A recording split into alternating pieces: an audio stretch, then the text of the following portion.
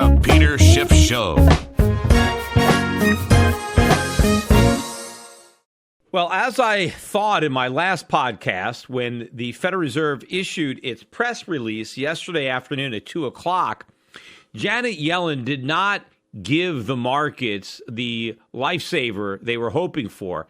In a way, it was almost as if she threw them an anchor instead, because the Dow Jones ended up falling about 200 points as a result of the disappointing Fed statement. It was dovish, but just not quite dovish enough to help the market. And even though the Dow recovered about half those gains today, Dow was up about 125, I think the market is still on the defensive, given the fact that Janet Yellen still did not really veer from the projected path of rate hikes, even though the Fed went out of its way in its statement to say that the tightening would be very gradual and that rates would still be very low for a long time.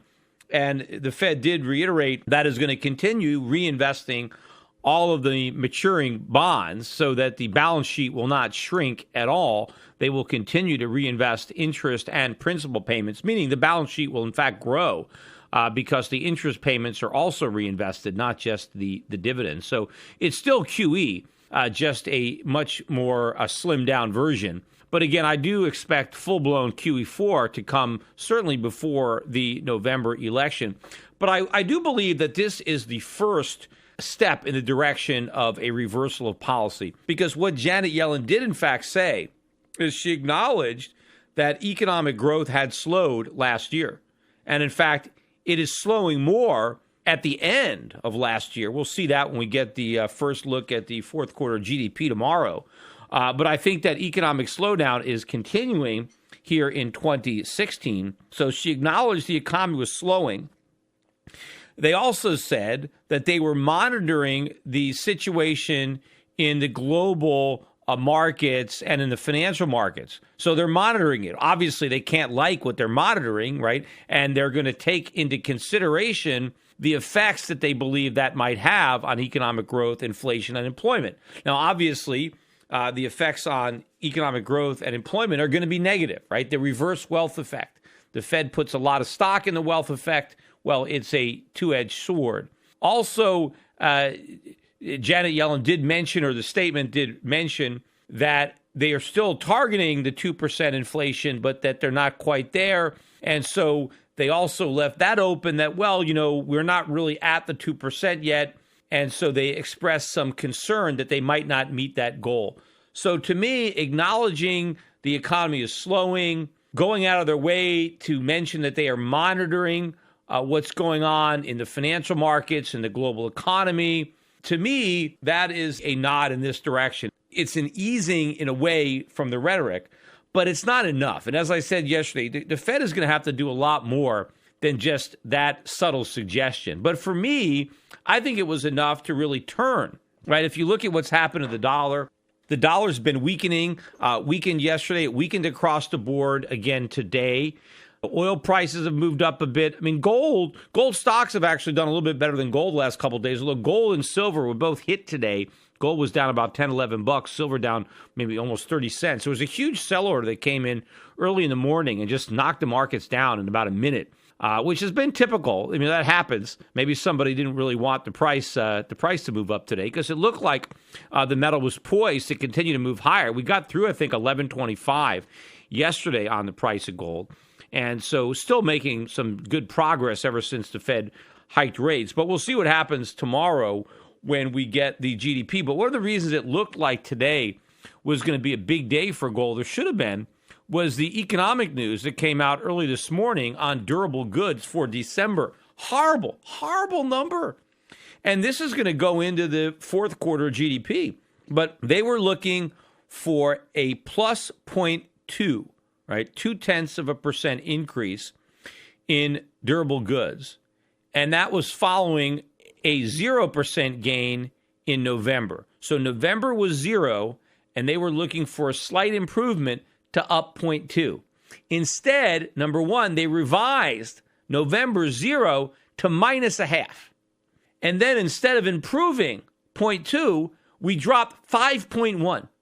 Huge decline. I mean, you got to go back to the '08 financial crisis to find a durable good number that bad. And, it gets worse when you look at, the details. You strip out transportation. They were looking for 0. Instead, we got minus 1.2. And on top of that, they took last month's minus 0.1 and they made it minus 0.5. And the worst one is probably core capital goods. That last month was down 0.4. I'm not sure what they were looking for this month, but we got minus 4.3, and they revised last month's from minus 0.4 to minus 1.1. And year over year capital goods down 7.5%. Huge decline year over year. And in fact, the decline for November year over year was revised upwards from minus 1.8 to minus 2.5. So this is a really bad number. So given this number and the Fed's statement yesterday that was more, a bit more dovish than the last time they released something, I would have thought that gold would have built on its momentum, but for that big sell order that happened real early in the morning. And I think it started in silver, and then it bled over into gold. But I think, the gold stocks held up pretty well today. In fact, many of them were positive for most of the day, despite the big drop in gold. So I think that we're going to get a good rally tomorrow if we get a weak GDP number, which, now a lot of people are looking for a weak number, right? The consensus is now down to about 1%, so which is pretty bad. But I think whatever number we get, it's going to be revised lower. So I think it's going to be weaker than whatever we get. And I think ultimately, by the time they finish doing all the revisions, I would expect the fourth quarter to be a negative number, and that the fourth quarter of 2015 was the beginning of this greater recession that we're in now. And, I think the Fed is probably very disappointed in the reaction to their statement in the markets, because they clearly were worried about the markets. But they're trying to walk this fine line because they don't want to lose their credibility. They don't want to immediately say they're going to raise rates, and they don't want to say it's because of the market. I think what they want is they want to get some economic data. They want to see a increase maybe in unemployment rate or some real weak GDP numbers, so they can pretend that they're changing their policy based on the economy, not on the markets. But I think the only effect that their policy had was on the markets. It didn't really have any effect on the real economy. The real economy has been a disaster the whole time. It's just that the Fed refuses to acknowledge that because they don't want to admit what they're doing is not working. Now, I wanted to talk about this article that I put up on my Facebook page.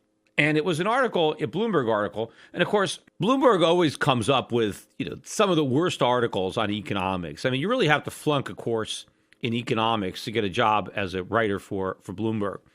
But this is a story about the inflation problem in Australia and how it's been solved.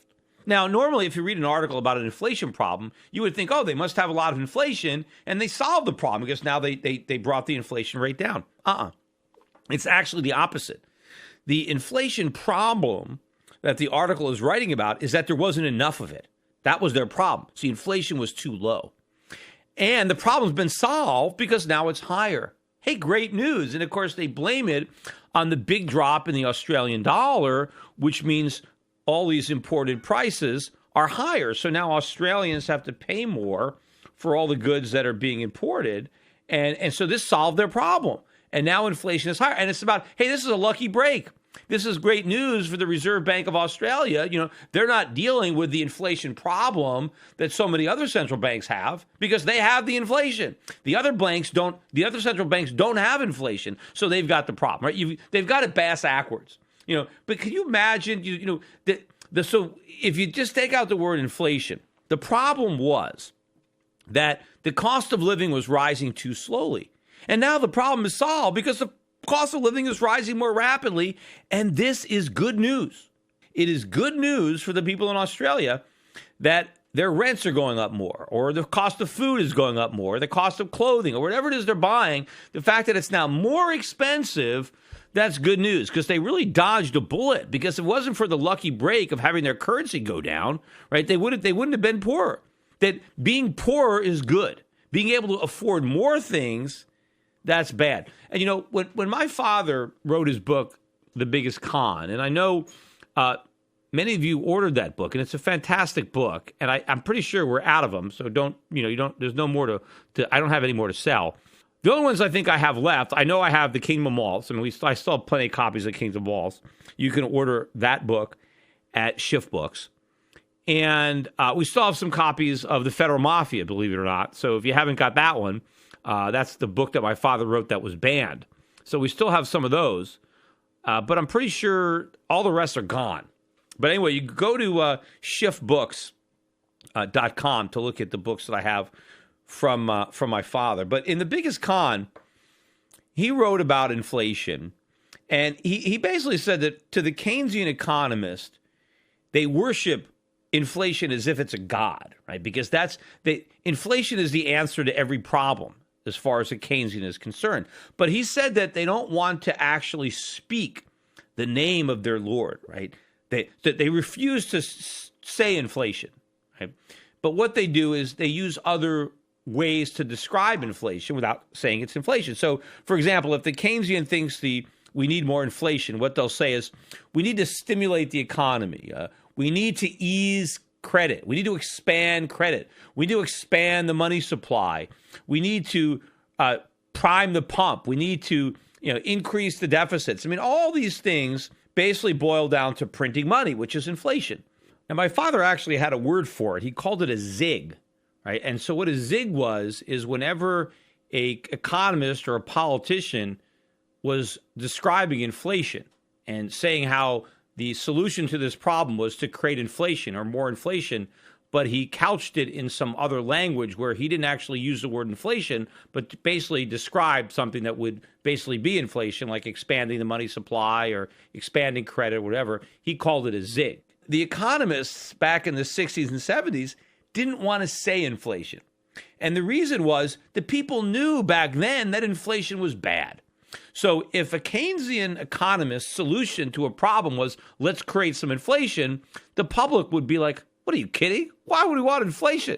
I mean, why do you want to solve our problem by making a bigger problem? Right? Everybody knew inflation was bad back in the 60s and 70s, right? But now that we've got so many more people in college, right, these government schools, they don't know. Because while the politicians or the economists back in the 70s didn't want to say the name inflation, right? They wanted to keep it quiet.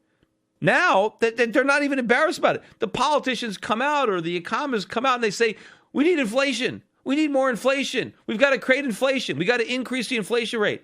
Nobody would have said something that dumb in the 70s because they knew the public wouldn't have bought it.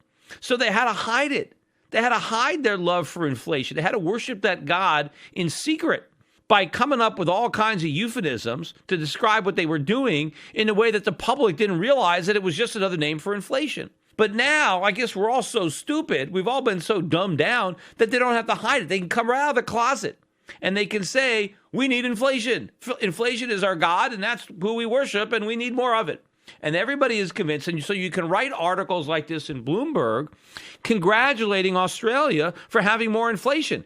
They've solved their problem. The problem was a lack of inflation, not enough inflation. And now they have more and everything is great. I mean, this is the George Orwell world that we live in, where the government has managed to convince us that inflation is good. I mean, back in the 70s, they'd have to hide it from us. That was their dirty little secret that they were creating inflation. And of course, inflation was considered bad, right? Whip inflation now, right? That was the campaign, the buttons that Gerald Ford was passing out. Whip inflation. Now we have to whip up inflation, right? No, who wants to whip inflation? We have to whip deflation. And the way it was measured back in the day, when Nixon imposed wage and price controls, inflation was 4%. So 4% inflation was considered so bad that the government would have to impose price controls. I mean, you're talking about something that this is, emergency measure. Of course, it was unconstitutional and the price controls don't work. But you better believe inflation was a big problem for Nixon to try to, impose mandatory wage and price controls across the country. How much lower? I mean, according to even the government, year over year inflation, the way the government measures it, is 2% year over year CPI. So it's halfway to the 4% that was so bad that we needed wage and price controls. So the people understood that inflation was a bad thing. But now the government's got everybody convinced that it's a great thing. But of course, from the point of view of a debtor, inflation is always good. If you have a lot of debt, you want to inflate it away. And so now the government has much more debt than it did back in the 1970s. And so they're more desperate for inflation. But the fact that they have dumbed down the public into now accepting that inflation is now a good thing, that it's not a bad thing, right? And so the job of the central banks is not to fight inflation, but to create inflation. Now, of course, they pretend that if inflation ever got too high, well, they would do something about it. But that's part of the bluff because they can't do anything about it. Certainly not the Federal Reserve. What would the Federal Reserve do? What if inflation did spike up the way the government measures it to 4 or 5%? Would they do anything? No. What are they going to do? Are they going to jack up interest rates to 6 or 7 or 8%? Of course not. They can't do anything. So the only thing they can really do is continue to put out bogus inflation statistics. Because if they ever showed that inflation was above their target, and then they didn't do anything to bring it back down because it's impossible, because they would prick the bubbles. I mean, imagine what would happen to the housing market, to corporate sector with all the debt they have. What would happen to the government itself if the government had to pay a higher rate of interest on the enormity of this $19 trillion national debt and rising? And in fact, the budget deficits now have just taken a big turn higher, and that trend is going to continue. And I think already Barack Obama might have doubled the national debt since he was sworn in. And I pointed this out. I mean, we doubled the debt, doubled it, right? That means we added as much debt under Obama as we did from George Washington to George W. Bush. And of course, if this continues, the next president is going to double the 19 trillion. To what, 40 trillion? I mean, that's impossible, right? So there has to be a crisis somewhere along the way. There's no way we can continue on this trajectory, but we have to continue on this trajectory in order to prevent everything from imploding. That's the problem. The bigger the debt, the bigger the economy is based on debt, the more debt we need to sustain the growth. So we have to be able to grow this thing on that trajectory, which is impossible, which is why it's all going to come to an end. The only hope the government has is inflation. That's their all they could do is try to inflate everything so that the numbers go up, so that the debt comes down relative to the larger economy, but only in an inflationary sense. It's not real economic growth, but they've got to make prices go up. So they've got everybody convinced that inflation is a good thing. But the crisis that's going to come, ultimately, the dollar crisis is going to come when the Federal Reserve has to allow inflation well above their 2% target, and they do nothing to rein it in. And that's when the markets perceive that there's a problem here, because the Fed, talking about reining in inflation is one thing, but when they're forced to actually, back up their words with actions and they fail to do it because they can't do it, that's when you have a run on the dollar. That's when you have the real collapse in the currency. And that's what's ultimately going to come. But before that happens, the dollar has a long way to drop before it's going to push the CPI to a level that will finally show the extent to which prices are rising. Because so far, governments are pretty capable of disguising this. The methodology for reporting prices is so flawed now that you really have to have a dramatic amount of inflation before any of it shows up in an official measure. But of course, all of it shows up in the lives of everyday people. I mean, they feel it, right? That's why for all the years that the government was telling us there was no inflation, when you polled the public and asked them, hey, what's the most important concern that you have? Rising prices was always number one. It beat the environment, it beat healthcare, it beat unemployment. So in times when the government was telling us there was no inflation, as far as the voters were concerned, inflation was their biggest economic problem. Now, one of the most interesting things I think that I saw on television over the last couple of days was an interview with Richard Fisher, who used to be at the Fed, and now he's a contributor for CNBC.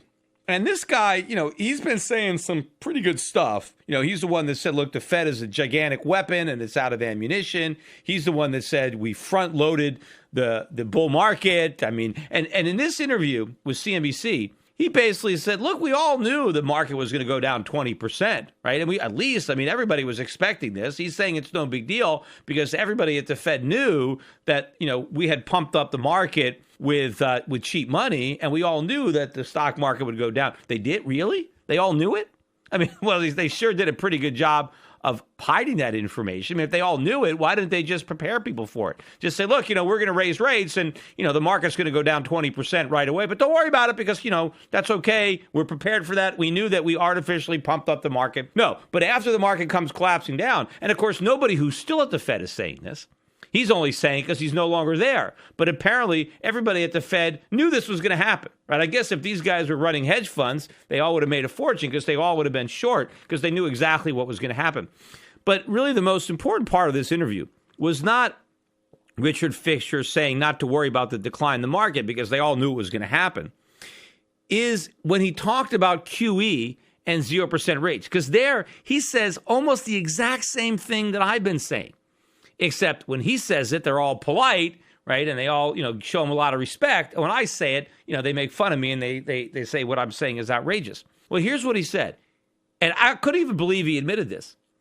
He said that we have no idea, and we meaning him and everybody at the Fed, he said we have no idea whether or not quantitative easing actually worked. He said we have no idea if 0% interest rates actually worked. No idea. And now he said Ben Bernanke wrote a really good book, but the final chapter hasn't been written. This is what he said. Because Ben Bernanke's book, The Courage to Act, is all a self-congratulatory pat on the back that what we did worked. And Dick Fisher is saying, we don't know if it worked. He's saying he wrote that book, but he should have waited because we don't know. And here's what Dick Fisher said. And this is exactly what I've been saying. He said that you don't know if it's worked until you successfully end the program. He said the Fed has to normalize interest rates, shrink its balance sheet back down, and then if everything is still okay, then we know it worked. That's exactly what I've been saying the entire time. I've been saying you can't claim victory while you still have the policy in effect. It's like somebody, an alcoholic claiming he beat alcohol before he checks into rehab. No, go through the rehab first. Stop drinking, get sober, and then tell me that your policy was successful. Don't tell me that you successfully gotten sober when you're still high as a kite because you're still drinking and all you're doing is talking about checking into rehab. That's basically what Ben Bernanke took credit for. I used the analogy of the airline pilot. I said he's taking credit for a successful flight, but he hasn't landed yet. He just took off. All right, but the hard part is landing, and he doesn't know how to do it. So I've had all kinds of metaphors that I've used to describe this situation that, yeah, it's easy to get on drugs. It's kicking the habit is the difficult part, right? And so Dick Fisher, obviously, he recognizes this. The only thing I disagree with Fisher on is he said, we don't know if it worked or not. We have to wait and see. Well, I know it didn't work. I don't have to wait and see. What do I have to wait and see? I know that printing a bunch of money and creating bubbles in financial markets never works. I mean, I wonder why, if Dick Fisher can point to any example in history where this has worked, for him to say we don't know whether or not it worked, I think he's lying. He has to know it didn't work. That's why he opposed some of it, because it can't work. It's never worked. All it does is make the problems bigger. All you do is set yourself up for a bigger crash. So I don't have to wait to see. I don't have to wait and see what the effect is going to be if the Fed raises rates and shrinks its balance sheet. I know what the effect is because I'm not an idiot. It's not like I've never looked at history at all, and this is the first time I've seen this, and it can't be the first time that Dick Fisher has seen this. We've all seen it. It's happened over and over again, and it always ends the same. Although maybe Dick Fisher is insane, right? Because what is he saying? He's saying we've done the same thing that other central bankers have done throughout history. And every other time it's been done, it's ended in disaster. But I'm not sure how it's going to end up this time. This time it might be different. This time it might work. See, that's that classic definition of insanity, right? Doing the same thing over and over again and expecting a different result. So Dick Fisher expects a different result, although he doesn't actually expect it. He's just hoping for it. He's hoping that this time it's different. He's not sure. right? But I am positive that this time it's not different at all. It's exactly the same. The only thing that's different this time is it's bigger, right? It's the same problem, only bigger. It's a bigger bubble, and so when it pops, the fallout is going to be bigger. The carnage in the financial markets is going to be bigger. I mean, why else do you think the Fed left interest rates at zero for 7 years in the first place? Why didn't they raise them 2 or 3 years ago? Because they're scared to death of doing it. Why do you think Janet Yellen is still saying we're going to move rates up very, very slowly? They're going to be really low for a really long time because she's afraid to raise them. Why is it that even though she talked about shrinking the balance sheet, it's still growing? She's still reinvesting all the principal that matures. She's still reinvesting all the interest because it's impossible. It is impossible to get out. Like I said from the very beginning, this is a monetary roach motel. And there is no way out of a roach motel, right? Ask a roach. Attention listeners, I have an urgent message for you. We're in the middle of a war. The global conflict is destroying the lives of millions without a single bomb being dropped. It's called the International Currency War, and your bank account has been drafted to fight. The victims in this conflict are our currencies, the dollar, the euro, the yen, the pound. They are all heading to zero as irresponsible central banks compete to see who can print the most the fastest. But there's one form of money politicians and central banks can't destroy: gold. Today, it's more important than ever to understand the value of gold in your portfolio and to keep a close eye on major market developments. Subscribe to my monthly videocast and you'll be the first to hear my latest analysis on gold investing and the currency wars. Visit goldvideocast.com right now to subscribe for free. I call the dot-com bust, then the housing bust, and I advise clients to diversify into foreign equities and hard assets while the rest of Wall Street laughed at me. Now I want to keep you up to date on the next crisis that is brewing. My Gold Videocast also includes personal interviews I've conducted with other contrarian investors like Jim Rickards and Axel Merck. Gold has gone up 256% since 2003, but it has a lot further to go. Don't miss the rally. You can prosper during this time of currency wars, but only if you stay educated. Get a free subscription to my Gold Videocast at goldvideocast.com. That's goldvideocast.com. There's so much factually incorrect information and underreporting by legacy media today. Shouldn't there be truth in media? Well, there is. Truth in Media. Recently, a novel thought is now a reality with truthinmedia.com. Led by award-winning journalist Ben Swan, truthinmedia.com is the source for uninfluenced, reliable, fearless news, where journalists pursue real questions, not conspiracies. Make truthinmedia.com your default browser's homepage today and get breaking news and commentary that speaks the truth to power. It's also where you can tune into the Peter Schiff Show every week. Visit truthinmedia.com today. That's truthinmedia.com. Access to Truth in Media RSS feed by visiting truthinmedia.com/feed.